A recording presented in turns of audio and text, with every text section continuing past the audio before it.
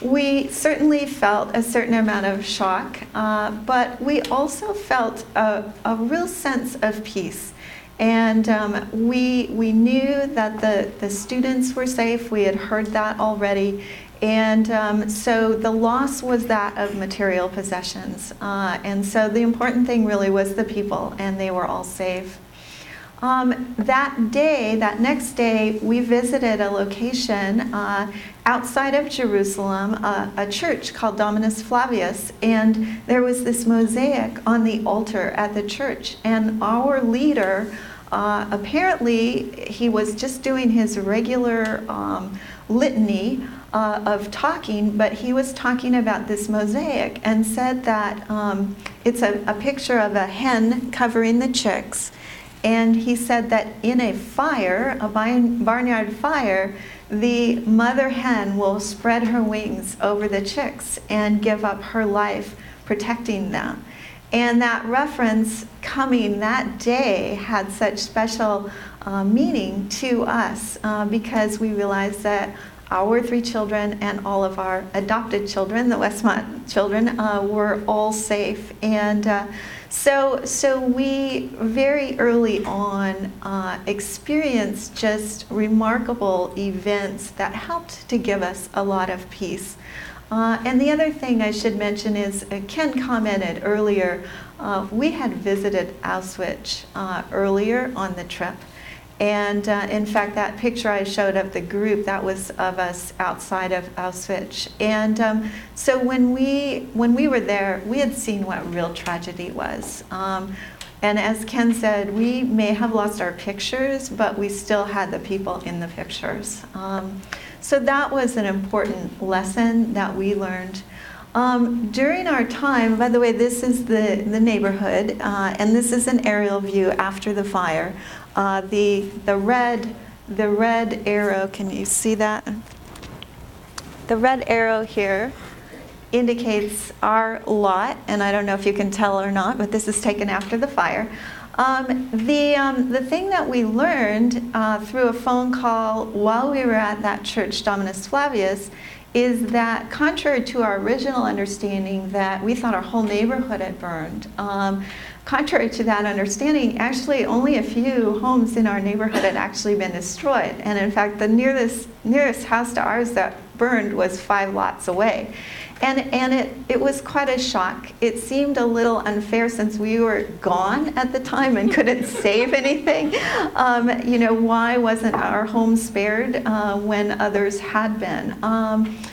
But then we visited the Garden of Gethsemane, and there was a plaque there, and I sort of passed it by at first, and then I went back. But the part that really struck me in this plaque was the last sentence. In love and gratitude, I want to say, in times of fear and distress, my Father, I do not understand you, but I trust you. And those were just incredible words to me at that time. No, I didn't understand why God would choose to spare other homes, but not and allow ours to be destroyed. But I could choose to trust him at that moment. And that evening, the student chaplains organized a time of prayer for Santa Barbara and Montecito and Westmont and for us. And as my husband loves to say, in Israel, prayer is a local call. So we experienced a great peace, and really we have been very blessed. When we first came to Westmont, it was a difficult choice to come. Obviously, job offers elsewhere typically promised more financial rewards and lower cost of housing, et cetera, et cetera. And we had almost nothing at the time. We had never owned a home, and I was pregnant with our second child. But really through an amazing orchestration of people and events, we did end up being able to come. And the college offered us the opportunity to rent a home near campus, and that was the home that we then lived in. We bought it after renting it for the first year. Actually, we have a joint ownership with the college. And it's the only home we've ever owned. It's the home that our kids have grown up in. And as Rick mentioned, the one that we have regularly open to students and to, we've had 75 students for a Super Bowl party, and we've had kids in the hot tub, and we've had, just I've walked into the house and found kids in the house that I didn't even know, so we have just been really blessed by that home. And so again, we may not understand why it was taken, but we can choose to trust God.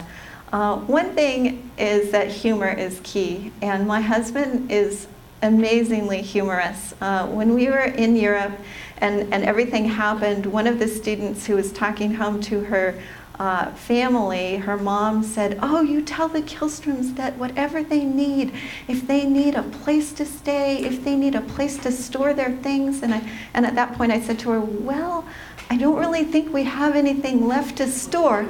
And then Ken said, "Does your mom have an ashtray?"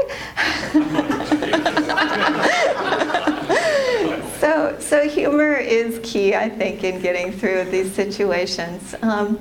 So the experience of the fire then is really what motivated me to think about fire protection issues and how they apply. And we in Santa Barbara have really seen firsthand how devastating a fire can be. More than once we've seen this. You can lose your life or you can lose your property. So just think about what could you lose in a fire. And many of you have lost your homes in one of these recent fires. So you could lose your life, you could lose your property. I'm a computer scientist, and I happen to work in the area of making computer systems more secure. And so if a computer system is compromised, you can lose your identity and you can lose your important information. And so these are big issues for the world today. Obviously fire protection, but also computer security, identity theft, loss of important information. These are really big issues. And so that's really what motivates this talk today. So first of all, I wanted to talk a little bit about the goals of fire protection, or at least some of the goals of fire protection, and some of the goals of computer system security, and see if there's any parallels there. Basically, fire protection has become a very, very sophisticated discipline, has lots of insights from physics and chemistry and material science. And so fire protection is informed by other disciplines. And so basically what I'm trying to do is have fire protection now inform the discipline of computer science. So let's look first at some of the goals of fire protection and of computer security. So fire protection, of course, foremost, absolutely top is life safety. And that might be safety of the general public, it might be safety of the firefighters themselves, but that is of the utmost importance. There's also the idea of property protection, both on a public scale to prevent area-wide disasters and also at the individual building level. And also continuity of operations is really key. In order to be able to fight the fire, in order to be able to continue life, we need these critical services to be able to continue. What about computer system security goals? Well, in security, we have three classic components. The first is confidentiality, and that's the assurance that data and services are accessible only by those authorized to have access.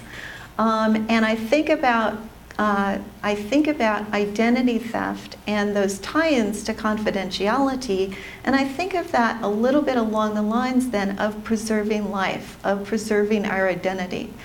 The second component of security is integrity, the assurance that data and services are complete and consistent and correct. And there we could think about the property. We could draw a parallel to protecting property.